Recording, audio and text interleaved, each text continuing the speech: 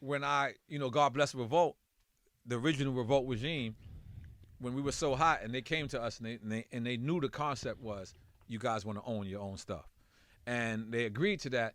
That was like for me, you know what I mean? Because this is something that's my son over there. I know he looks like one of the guys, but this is something I could leave to my son. You know what I'm saying? Yeah. Like I can actually leave this, like the network. I can actually Also the catalog. It's Yes. like people Yeah. like some of I think that's what's dope when you have certain interviews like the ones you have, is that they're gonna like your Pharrell interview is gonna live forever. Mhm.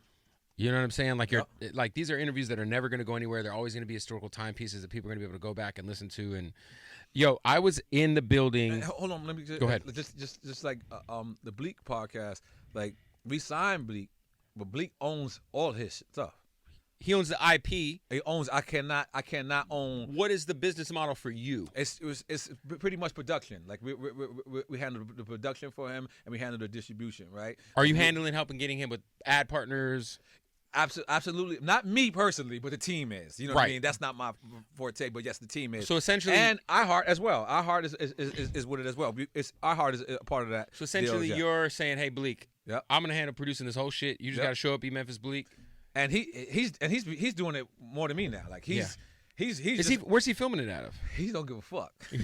He's wherever, like he said badass pain in the ass, excuse me. Yeah. And every clip that he's sending out is just going through the roof because again, Him and Painted Ass did one. yeah, I'm pain in the ass. Oh, yes, sick. yes. One of the and talking about the reasonable doubt skits, intros, yeah. the skits, and all that. So like I said, he's just continuing working, and the good thing about podcast space is don't try to be something you're not. Yes. Talk to your audience because they're there. Yep. So that's what I like about Bleak. He's not trying to be controversial. He's not trying to be dangerous. He's trying to be funny, and he's trying to tell these stories because, and like I literally just got the text that Hove just approved Sauce Money on Bleak's podcast. Ooh. So this will be the first time Sauce Money in what?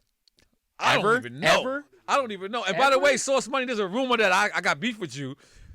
Here's proof that I don't got beef with you. This is on my network as well. You know what I'm saying? This is on our network. But I think I want to fly up for the fucking interview. You know what I'm saying? No, that's something you got to be kind of want to watch. Yeah, I want to watch because we all know there's a fallout, but we don't know what fallout. Then we know. Hey, about you got to do the Emil interview.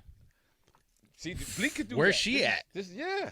Emil. Where's she? What's the Christian brothers? Remember the brothers? Yes. Remember Rel? Like, Yep, Rel. Yep. Rel was the Rockefeller R&B history. singer on Rockefeller. So Yeah. that's what when me and Bleak talked about it. I actually called Bleak. This is how it happened. And you could get Bleak up here. I called Bleak because I called him and I said, yo, listen, you've done Drink Champs before. But now I know it's the man next to the man, yeah. I know it. I can feel it. I feel the algorithms when I interviewed Jim Jones. I feel the algorithms when I interviewed Tony Yayo. So I told Bleak, I said, listen. And Bleak came and I showed him the algorithm. I said, look, didn't I tell you? And then we did the concept. And he's staying in that zone. He's talking to that people. And it's working. It's working. So, Shout out to Jim. Jim Jones is on one of the crazier I don't know what this Nas shit is crazy. Yeah. He just be saying, he's like, yo, this shit's working. I'm gonna just die. I'm gonna dig in. I don't knock him. I mean, listen, It's man, working. People are talking about him. If you're gonna compare me to Hove, what am I gonna say? No.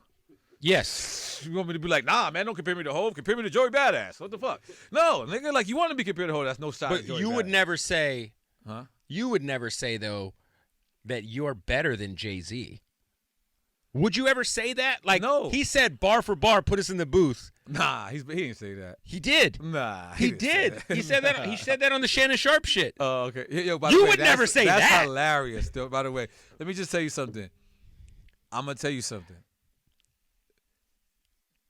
Jim knows how to go viral, bro. He does. He's doing a really good job, and I appreciate the media run. My only thing, if Jim Jones, if you listen to this, go do your own podcast, bro. Please stop giving these other people these lights. Right. Like God Sign bless. with Drink Shannon Champs Sharp Network. gonna do those numbers with or without you. Yeah. Who's the Joey and Jada? They're gonna do these numbers with or without you. Go in Harlem, set up in a fire hydrant, and fucking turn on the fire hydrant. Let the kids get fucking baths and fucking do some double dutch with the girls and do that. One of the most interesting nights, I went to you had a podcast that you did. This is around the time the Freddie vs. Jason album came out in L.A. And you invited me to the filming. It was like somewhere near Santa Monica. Kiss Fab was there, but then Diddy showed up. You talked about that with earlier. Fucking Dre and Michelle. Yes. And damn, I forgot that part. Drea was in the background. She went on camera. Yeah, damn, I forgot that and part. that was the funniest shit because I remember it went viral because he kept saying like, "Yo, yeah, daddy," like, "Yeah, daddy." I just told Yo, that podcast and that moment because I was standing there and I was like, "Oh, this fool was on a sick one for sure." Because I remember when I introduced, that was the first time I ever met Diddy, and I remember just seeing it in his eyes. I was like, "Oh, this fool's."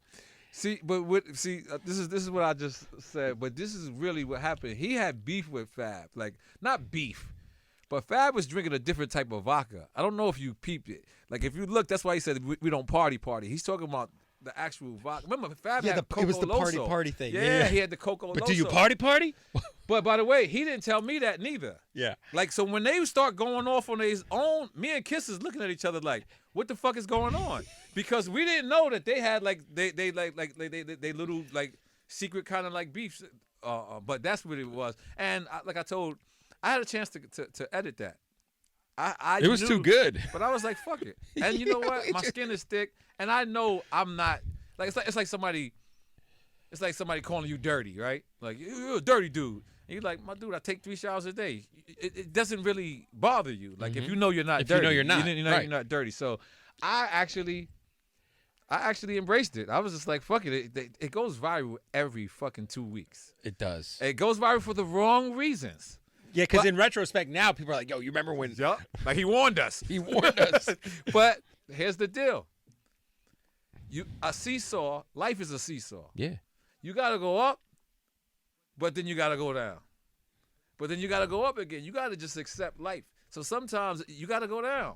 Are you conscientious of that as somebody who has had his peaks and valleys in the music industry, and now you're more relevant than ever, arguably, right, in the culture? Are you like conscientious of not getting too comfortable, not not necessarily just like, yo, this shit could be here tomorrow? I remember there was one time you popped up in a Bang Bros video, dog. Yeah, I was. EFN worked for Bang Bros.